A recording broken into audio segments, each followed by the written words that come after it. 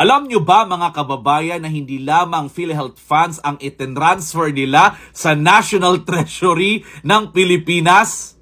Alam nyo ba? Meron pang isang sangay ng gobyerno na itinransfer din sa National Treasury. Alam nyo ba kung ano yon? Ito ay isang sangay ng gobyerno na nakasuporta sa Bangko Sentral ng Pilipinas. Ito ay PDIC, Philippine Deposit Insurance Corporation, PDIC. Ano nga ba ang PDIC? Sample, nag-deposit ka ng 1 milyong piso sa bangko, biglang nawala. Sila yung nag-i-insured nun. Ganon. So pakinggan nyo to mga kababayan, pakinggan ninyo. Nagdagdag ako ng supplemental complaint kay Secretary Amena Pangandaman kasi siya ang nag-approve ng budget kasama ni Secretary Recto. At ang ng kinasuhan ay si Roberto Tan, yung Philippine Depositor Insurance Corporation, 107 billion. Ito yung pondo na pagka nag-bankran at nalugi, yun ang magbibigay sa mga... Pati yun nawala? Nawala, 107 billion. See? So, ang nawala sa atin, 167 billion. Totoo yan. Unaccounted. Ang final kasi ng case ng mga petitioners ay yung 60 billion. Nakaligtaan yung PDIC funds. Pati yun nagalaw? Nagalaw. Wow. So, just to give you a perspective, di ba tayong mga bank depositor na parating sinasabi na yung pera po natin ay protektado ng gobyerno, ng PDIC, ng worth dating 500,000, ngayon ay 1 million na. Tama po. So yung perang yun na nag-i-insure, yung 107 billion. Tama po. So ang ibig sabihin niyan, pati yun nawawala. Pati yun kinuha. So, pinapaimbestigahan ko yung presidente nun. At nabasa ko yung BSP Governor, Remolana, maayos naman, mabait. We have to get it. Kasi pag nag-bank run, saan tayo kukuha para doon? Pag nag-bank run, pag na-bankrupt ang isang bangko, saan ka kukuha ngayon ng funds?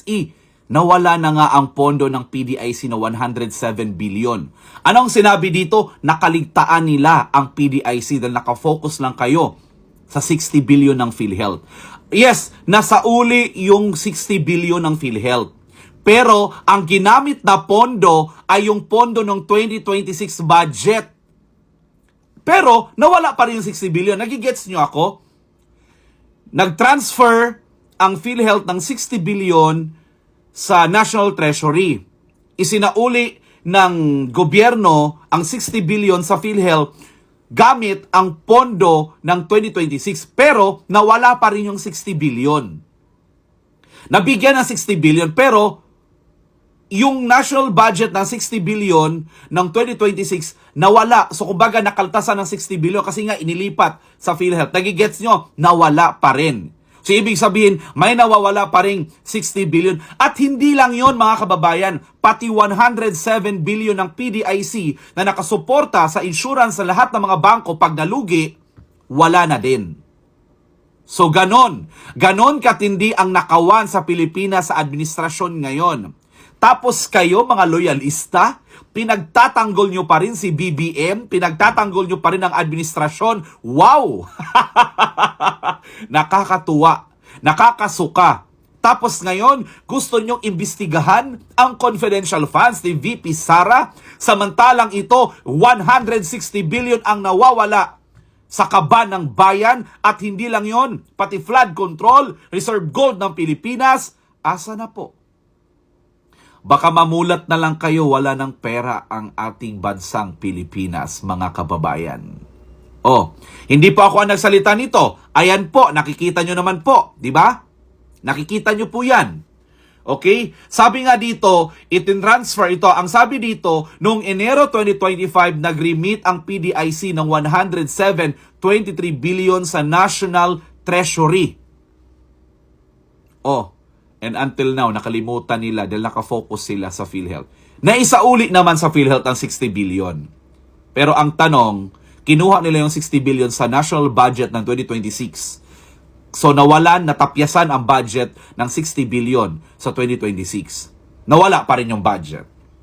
So kayo na po ang humusga mga kababayan. Ano sa tingin ninyo ang mangyayari ngayon sa Pilipinas? Ganito ba ang klase ng pamumuno ang gusto ninyong manahin ng ating mga anak? Ganito ba kalaki ang utang ng Pilipinas na tayong mga Pilipino ang nagbabayad? Nagbabayad na pala tayo kasi wala naman tayong choice sa Meralco, pinatungan ng gobyerno. Anong sabi ng Meralco? Wala naman po kaming kinikita dyan sa pinapatong po ng gobyerno. Di ba? Laki-laki na mga kuryente ninyo. Ay, ang ganda ng Pilipinas. Tara na mag-abroad. Tara, mag-abroad tayo.